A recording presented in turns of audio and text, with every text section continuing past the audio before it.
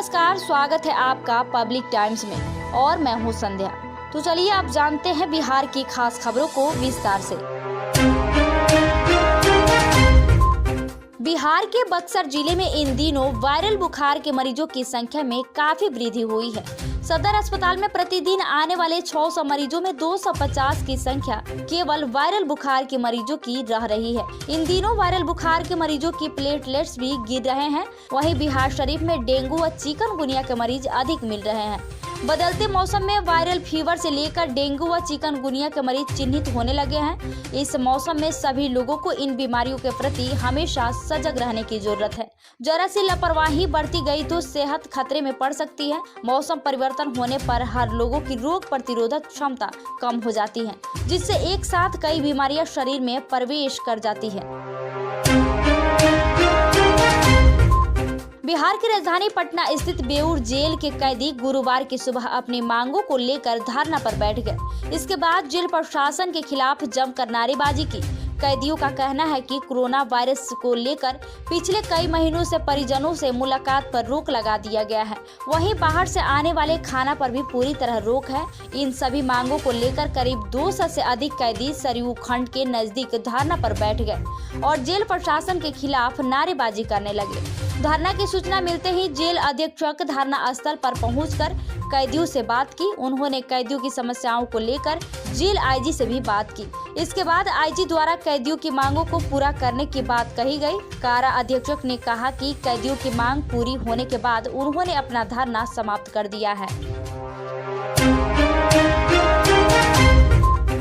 बिहार के सिवान जिले के सदर अस्पताल में गुरुवार को एक महिला ने 5 बच्चों का जन्म एक साथ दिया है। जन्म लेने वाले बच्चों में 3 पुत्रियां और 2 पुत्र हैं। 5 बच्चे फिलहाल डॉक्टरों की निगरानी में हैं। 5 बच्चे स्वस्थ बताए जा रहे हैं। जानकारी के अनुसार सिवान के सदर अस्पताल में गुरुवार को शहर की एक महिला को भर्ती कराया गया। जांच के दौरान पता चला कि महिला के गर्भ में 5 बच्चे हैं। डॉक्टरों ने बड़ी सावधानी पूर्वक सीजेरियन करने का निर्णय लिया। ऑल इंडिया हायर एजुकेशन की हालिया एक रिपोर्ट के मुताबिक बिहार में शिक्षण संस्थाओं की असल संख्या 916 हो गई है। हालांकि इनमें से 57% उच्च शिक्षण संस्थान केवल 10 जिलों में है। यही नहीं, प्रदेश के उच्च शिक्षण संस्थानों में नामांकित होने वाले करीब 16 लाख विद्यार्थियों में 69% नामांकन केवल 12 जिलों के उच्च शिक्षण संस्थानों में हुए। इस तरह उच्च शिक्षा के अवसर कुछ ही शहरों एवं जिलों में सिमटते जा रहे हैं।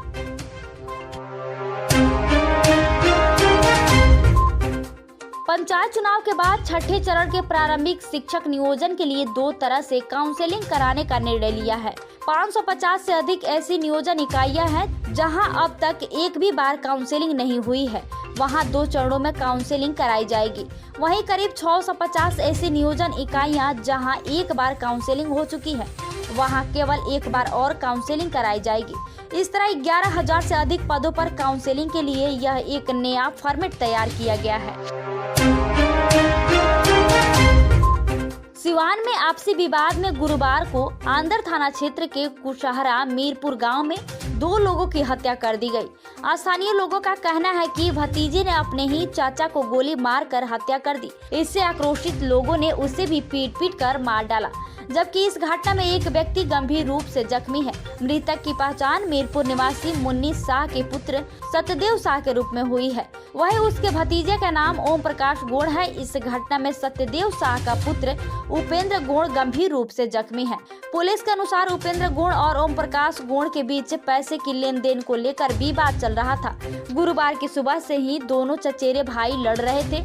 इसी क्रम में सत्यदेव शाह बीच में आ गए।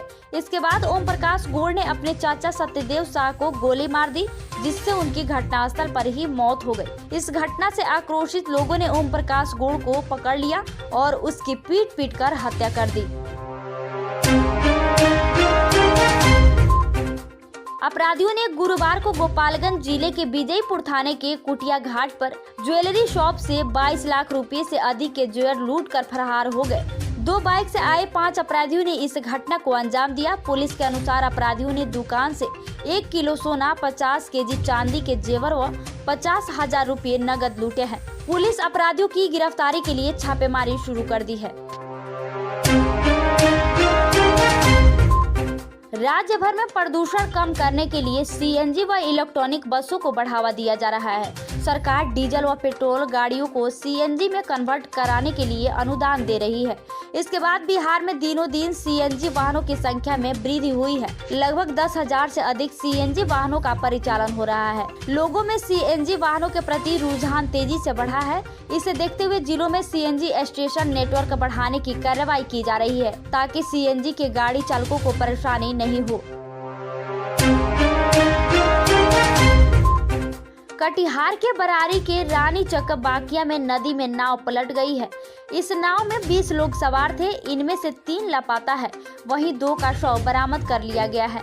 लापता लोगों की खोजबीन की जा रही है। हादसे के बाद से संबंधितों के गांव में अफरा तफरी का माहौल है। मृतकों के स्वजनों का रो रो कर बुरा हाल है।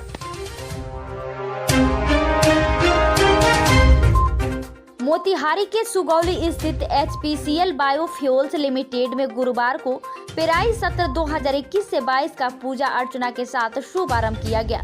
इस मौके पर जिलाधिकारी श्री सत कपिल अशोक द्वारा नारियल फोड़कर एवं गन्ना चढ़ाकर इसका उद्घाटन किया गया। इस मौके पर जिलाधिकारी ने कहा कि कोरोना काल के पश्चात चीनी मिल के चालू हो जाने से क्षेत्रीय गन्ना उत्पादकों की आर्थिक स्थिति में सुधार होगी। इस वर्ष बाढ़ की विभीषिका झेल चुके किसानों के मायूस चेहरे पर मुस्कान लाने के लिए मिल को अक्टूबर माह में ही चालू करने का एक शानदार प्रयास मिल प्रबंधन द्वारा किया गया है। इस वर्ष गन्ने का पेराई लक्ष्य 31 लाख क्विंटल अनुमानित है। गन्ने की खेती में इस वर्ष 25,000 एकड़, मुरहन और खोटी प्रबंधन का लक्ष्य 10,000 एकड़ यानी कुल 35,000 एकड़ क्षेत्रफल का अनुमानित लक्ष्य बनाकर कार्य किया जा रहा है। अररिया जिले में इस वर्ष धान की खरीदारी 1 नवंबर से शुरू होगी। जिले का लक्ष्य निर्धारित कर दिया गया है। 90,000 MT से बढ़कर इस बार 1,31,000 MT कर दिया गया है। 196 पैक्स व 8 व्यापार मंडल का चयन किया गया है। किसानों से 31 जनवरी तक धान की खरीद होगी। इसके लिए सहकारिता विभाग ने तैयारी शुरू कर दी है। धान का समर्थक मूल्य इस बार 1,940 रुपये प्रति क्विंटल की दर से खरीद होगी।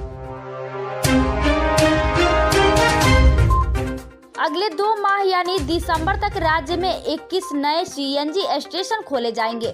औरंगाबाद, कैमूर, मुजफ्फरपुर आदि जिलों में सीएनजी स्टेशन खोलने की दिशा में कार्रवाई शुरू कर दी गई है। वहीं पटना में सीएनजी स्टेशनों की कुल संख्या बढ़कर 18 हो जाएगी। वर्तमान में पटना में 12 सीएनजी स्टेशन हैं।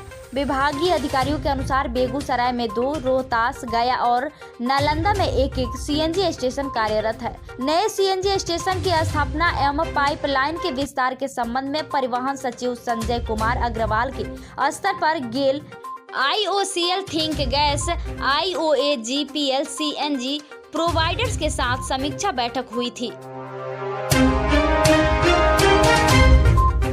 महिला पुलिस कर्मियों की बढ़ती संख्या और कर्तव्य के दौरान उन्हें बच्चों की चिंता न सताए, इसके लिए बिहार पुलिस ने बड़ी पहल की है। विशेष सशस्त्र पुलिस के महिला कर्मियों के नन्हे बच्चों की देखभाल के लिए BSP 5 के परिसर में शिशु गृह का निर्माण किया गया है। नन्हे सितारे के नाम से बनाए गए शिशु गृह का बुधवार को DGP SK संगल ने उद्घाटन किया। बिहार विशेष सशस्त्र पुलिस के मार्गदर्शन में इस शिशु गृह का संचालन होगा। सशस्त्र पुलिस के महिला कर्मी अपने छोटे बच्चों को यहां रखकर कर्तव्य पर जा सकती है। उनके बच्चों की देखभाल के लिए 4 महिला पुलिस कर्मियों की तैनाती की गई है, जो अलग अलग शिफ्ट में वहां तैनात रहेगी। बिहार में अगले 2 दिनों में पारे में गिरावट आएगी। खासकर न्यूनतम तापमान 2 डिग्री तक नीचे आएगा। सूबे में मौसम अभी शुष्क बना हुआ है। राज्य के उत्तर पश्चिमी भाग में आंशिक बारिश हुई है, लेकिन धीरे धीरे उस क्षेत्र में भी मौसम साफ होगा। मौसम विदों के मुताबिक अगले 2 दिनों में पारा 2 डिग्री तक नीचे आ सकता है। पटना सहित राज्य भर में उत्तर पश्चिमी हवाओं का प्रभाव धीरे धीरे बढ़ रहा है। मौसम विज्ञान केंद्र के अनुसार अभी कुछ दिन कोहरे की स्थिति नहीं बनने वाली है, लेकिन सुबह शाम ठंड में बढ़ोतरी हो सकती है। पटना में बुधवार को 2 दिन में बेहतर धूप खिली। न्यूनतम तापमान सामान्य के आसपास बना रहा। पटना का अधिकतम तापमान 31.6 जबकि न्यूनतम तापमान 20.4 डिग्री दर्ज किया गया। आरजेडी के एक प्रतिनिधि मंडल ने चुनाव आयोग से मिलकर बिरौल सब डिवीजन के एसडीपीओ दिलीप झा को चुनाव ड्यूटी से मुक्त करने की मांग की। इस क्रम में आरजेडी सांसद मनोज झा और नवल किशोर राय के मुख्य चुनाव आयुक्त से मुलाकात की। इलेक्शन कमीशन से मिलने के बाद राजद सांसद ने बताया कि हमने चुनाव आयोग से मांग की थी कि दिलीप झा नाम के एक अधिकारी, जिन्हें चुनाव के लिए ही बिरौल सब डिवीजन में पुलिस अधिकारी नियुक्त किया गया था, उनके खिलाफ चुनाव प्रभावित करने की शिकायत की थी। हालांकि शासन पक्ष का कहना है कि आरजेडी का दावा तथ्यात्मक नहीं है। 3 साल पूरे होने पर बिहार विशेष सत्र पुलिस 15 में रूटीन ट्रांसफर कर दिया गया था। बाद में उन्हें कुशेश्वर स्थान उपचुनाव में प्रतिनियुक्त किया गया। बताया जा रहा है कि बीते 9 सितंबर को ही रूटीन ट्रांसफर किया गया था। आम लीची के बाग में हल्दी, अदरक और ओल की खेती होगी। एकीकृत उद्यानिक विकास योजना के तहत अंतर्वर्ती फसल योजनाओं में इस तरह की खेती को बढ़ावा दिया जाएगा। बाग बगीचे की खाली जमीनों को उपयोग में लाने की योजना है। इससे विशेष उत्पादकता बढ़ेगी।